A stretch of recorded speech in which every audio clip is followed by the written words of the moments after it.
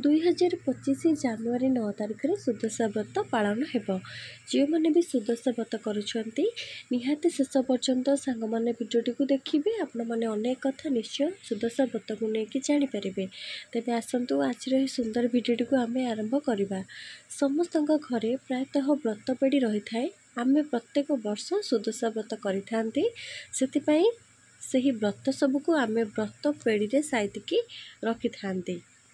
ବ୍ରତ ପେଡ଼ି ପିତ୍ତଳର କିମ୍ବା ରସର ହୋଇଥିବା ଉଚିତ। ବ୍ରତ ପେଡ଼ି ଛୋଟ କିମ୍ବା ବଡ଼ ମଧ୍ୟ ଆସିଥାଏ।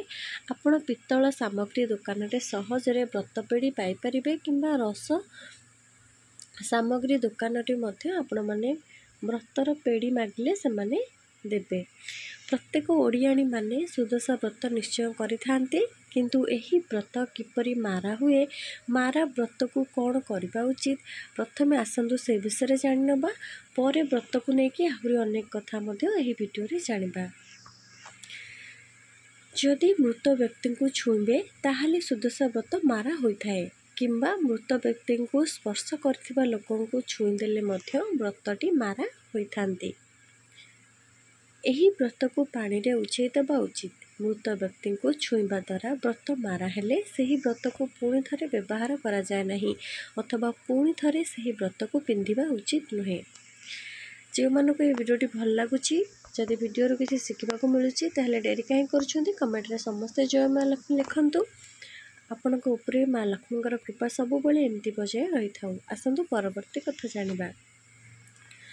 କିନ୍ତୁ ଯେଉଁମାନେ ମୃତ ବ୍ୟକ୍ତିଙ୍କୁ ଛୁଇଁ ନଥିବେ କିନ୍ତୁ ଅଣସୁଧିଆ ପାଳନ କରୁଥିବେ, ବ୍ରତ ମାରା ତ ହୋଇଥାନ୍ତି କିନ୍ତୁ ସେହି ବ୍ରତକୁ ପାଣିରେ ଉଛେଇବା ଉଚିତ ନୁହେଁ। ଆପଣ ପୁଣି ଥରେ ସେହି ବ୍ରତକୁ ବ୍ୟବହାର କରିପାରିବେ। କେମିତି ବ୍ୟବହାର କରିପାରିବେ ନା, ସେହି ବ୍ରତକୁ କ୍ଷୀରରେ ଧୋଇକି ହଳଦୀ ଲଗେଇକି ସଫା କରିକି ପୁଣି ଥରେ ସେହି ବ୍ରତକୁ ଆପଣମାନେ ବ୍ୟବହାର କରିପାରିବେ। ଛୁତକ ସମୟରେ ମଧ୍ୟ ବ୍ରତ ମାରା ହୋଇଥାନ୍ତି ଛୁଆଙ୍କ ମାଙ୍କ ହାତରୁ। ସେଇଥିପାଇଁ ଡେଲିଭରି ପୂର୍ବରୁ ବ୍ରତ ଉତାରିକି ରଖାଯାଏ। ଯଦି ଡେଲିଭରି ସମୟରେ କିମ୍ବା ଛୁଆ ଜନ୍ମ ହେବାର 12 ଦିନ ମଧ୍ୟରେ ମା ସୁଦଶା ବ୍ରତ ପିନ୍ଧିଥିବେ ତାହେଲେ ସେହି ବ୍ରତ ମାରା ହୋଇଥାନ୍ତି। ଏବଂ ଶାଶୁ କିମ୍ବା ମା ଯଦି ଏନ୍ତୁଡ଼ି ଛୁଆ ହୋଇଥାନ୍ତି, ଅର୍ଥାତ୍ ଛୁଆର ମାଙ୍କୁ 12 ଦିନ ପର୍ଯ୍ୟନ୍ତ ଏନ୍ତୁଡ଼ି ଶାଳରେ ଯେଉଁମାନେ ସାହାଯ୍ୟ ତାଙ୍କୁ କରନ୍ତି, ତାଙ୍କୁ ସ୍ପର୍ଶ କରନ୍ତି, ସେମାନଙ୍କ ବ୍ରତ ମଧ୍ୟ ମାରା ହୋଇଥାନ୍ତି। ଏନ୍ତୁଡ଼ି ମାରା ବ୍ରତକୁ ମଧ୍ୟ ପାଣିରେ ଉଛେଇ ଦେବା ଉଚିତ। ଏହି ବ୍ରତକୁ ମଧ୍ୟ ପୁଣି ଥରେ ବ୍ୟବହାର କରିବା ଉଚିତ ନୁହେଁ। କିନ୍ତୁ ଯେଉଁମାନେ କେବଳ ଛୁତିକା ବା ଛୁତକ ପାଳନ କରୁଛନ୍ତି ସେମାନେ କ୍ଷୀରରେ ହଳଦୀ ପାଣିରେ ଧୋଇକି ବ୍ରତକୁ ସଫା କରିକି ପୁଣି ଥରେ ବ୍ରତକୁ ବ୍ୟବହାର କରିପାରିବେ। ଶୁଦ୍ଧିକ୍ରିୟା 10 ଦିନ ନାପିତମାନେ ବା ବାର୍ବରମାନେ ଯେଉଁ ନଖ କାଟିବାକୁ ଆସିଥାନ୍ତି ସେହି ସମୟରେ, ଅର୍ଥାତ୍ ନଖ କଟାଇବା ସମୟରେ ମଧ୍ୟ ବ୍ରତ ମାରା ହୋଇଥାନ୍ତି। ସେହି ବ୍ରତକୁ ମଧ୍ୟ ପାଣିରେ ଉଯାପନ କରିଦେବା ଉଚିତ। ମାସିକ ଧର୍ମ ସମୟରେ, ପରିସ୍ରା ମଳ ତ୍ୟାଗ ସମୟରେ, ରାତିରେ ଶୋଇବା ସମୟରେ ବ୍ରତ ମାରା ହୋଇନଥାନ୍ତି। କିନ୍ତୁ ବ୍ରତ ମାରା ନ ହେବା ପାଇଁ ସମସ୍ତେ କ'ଣ କରନ୍ତି ନା, ପ୍ରତ୍ୟେକ ଗୁରୁବାର ଦିନ ବ୍ରତକୁ ସଫା କରି ହଳଦୀ ଲଗାଇଥାନ୍ତି, ଶୁଦ୍ଧ କରିଥାନ୍ତି। ଏହାଦ୍ୱାରା ବ୍ରତ ପବିତ୍ର ରହିଥାନ୍ତି, ବ୍ରତ ମାରା ହୋଇନଥାନ୍ତି।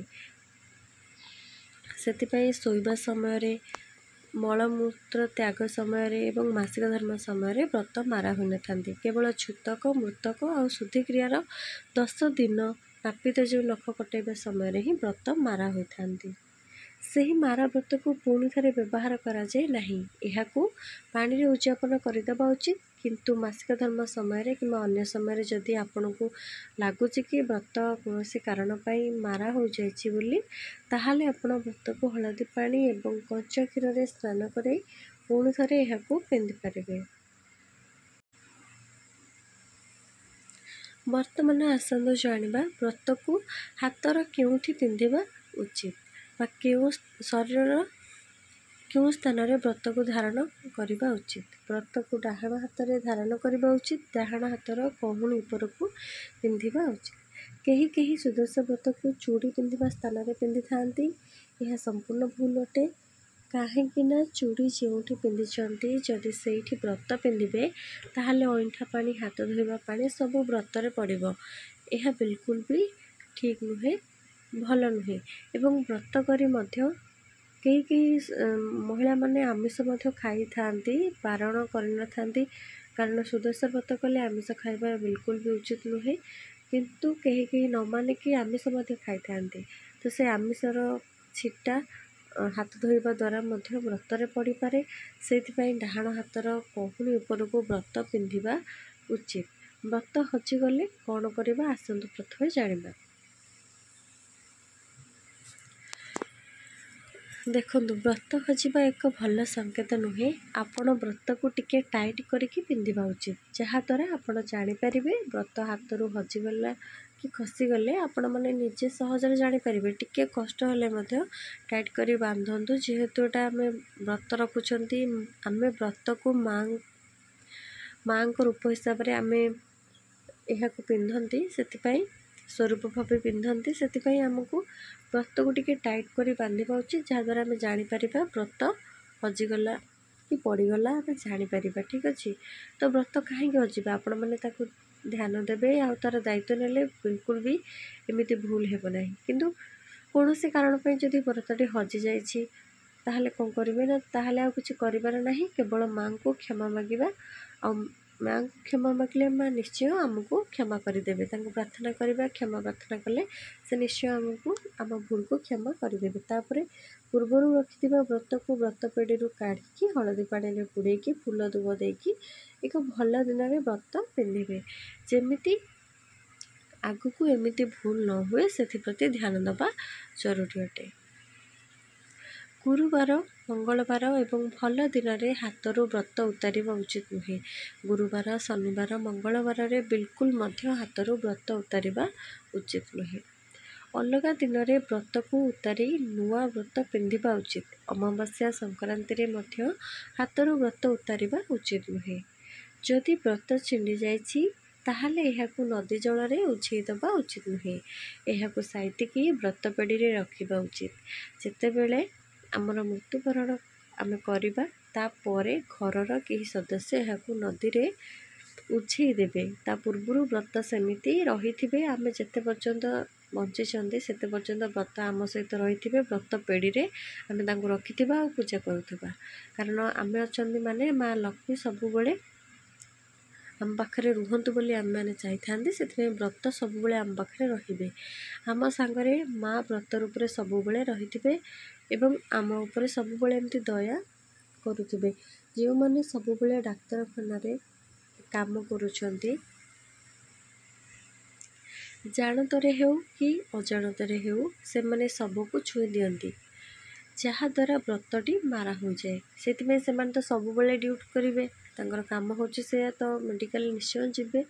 ସେଥିପାଇଁ ସେମାନେ ସବୁବେଳେ ବ୍ରତ, କାରଣ ପିନ୍ଧିଲେ ତ ମାରା ହୋଇଯିବ ନା, ସେଥିପାଇଁ ସେମାନେ କ'ଣ କରିବେ ନା ଛୁଟି ଦିନ ମାନଙ୍କରେ ବ୍ରତକୁ ପିନ୍ଧି ପାରିବେ। ଆଉ ହଳଦୀ ପାଣିରେ ବୁଡ଼େଇକି ଫୁଲ ଦୁବ ପୂଜା କରିକି ତାପରେ ଛୁଟି ଦିନ ମାନଙ୍କରେ ସେମାନେ ସେ ବ୍ରତକୁ ପିନ୍ଧିବେ। କିନ୍ତୁ ବାକି ଦିନରେ ତ ମେଡ଼ିକାଲ ଯିବେ। ଯେହେତୁ ଆମେ ସୁଦଶା ବ୍ରତ କରିଛନ୍ତି, ଆମ ପାଖରେ ସୁଦଶା ବ୍ରତ ସବୁବେଳେ ରହିବା ଉଚିତ। ଯେହେତୁ ଆମେ ମେଡ଼ିକାଲ ଯାଉଛନ୍ତି, ସେଥିପାଇଁ ଯେହେତୁ ବ୍ରତଟି ମାରା ହେଇଯିବ, ଆମେ କ'ଣ କରିବା ନା ଆମ ଶରୀରରେ ତୁଳସୀ ପତ୍ରଟିଏ ଆମ କାନିରେ ବାନ୍ଧିଦେବା, କିମ୍ବା ଯେମିତି ହେଲେ ଆମେ ତୁଳସୀର ମାଳି ମଧ୍ୟ ପିନ୍ଧିପାରିବା, ତୁଳସୀ କାଠି ମଧ୍ୟ ରଖିପାରିବା। ଯଦି ତୁଳସୀ ମାଳା ଯେଉଁମାନେ ପିନ୍ଧିବେ ବିଲକୁଲ ବି ଆମିଷ ଖାଇବେ ନାହିଁ, ଏକଥା ମଧ୍ୟ ମନେ ରଖନ୍ତୁ। ଯଦି ବ୍ରତ ନ ପିନ୍ଧି ପାରୁଛନ୍ତି ଆପଣମାନେ, ସେମାନେ ମେଡ଼ିକାଲରେ ଯାଉଛନ୍ତି ସବୁବେଳେ ବ୍ରତଟି ମାରା ହୋଇଯିବ ବୋଲି, ସେମାନେ ତୁଳସୀ କାଠି, ତୁଳସୀ ପତ୍ର କିମ୍ବା ତୁଳସୀ ମାଳା ମଧ୍ୟ ଧାରଣ କରିପାରିବେ। ମା ତୁଳସୀଙ୍କୁ ମଧ୍ୟ ଆମେମାନେ ଯଦି ଆମେ ତାଙ୍କୁ ଧାରଣ କରିବା, ମା ଲକ୍ଷ୍ମୀ ମଧ୍ୟ ସନ୍ତୁଷ୍ଟ ହୋଇଥାନ୍ତି। ସେଥିପାଇଁ ପୁରୁଷମାନେ ମଧ୍ୟ ସୁଦଶା ବ୍ରତ କରିପାରିବେ, ଶରୀରରେ ଧାରଣ କରିପାରିବେ, ଯଦି ସେମାନେ ଉଚିତ ନୀତି ନିୟମ ମାନିକି ବ୍ରତ କରିବେ, ଏବଂ ତାହେଲେ ପୁରୁଷମାନେ ମଧ୍ୟ ବ୍ରତ ରଖିପାରିବେ। ମାଙ୍କ ବ୍ରତ ସମସ୍ତେ କରିପାରିବେ, କିଛି ବି ଅସୁବିଧା ନାହିଁ।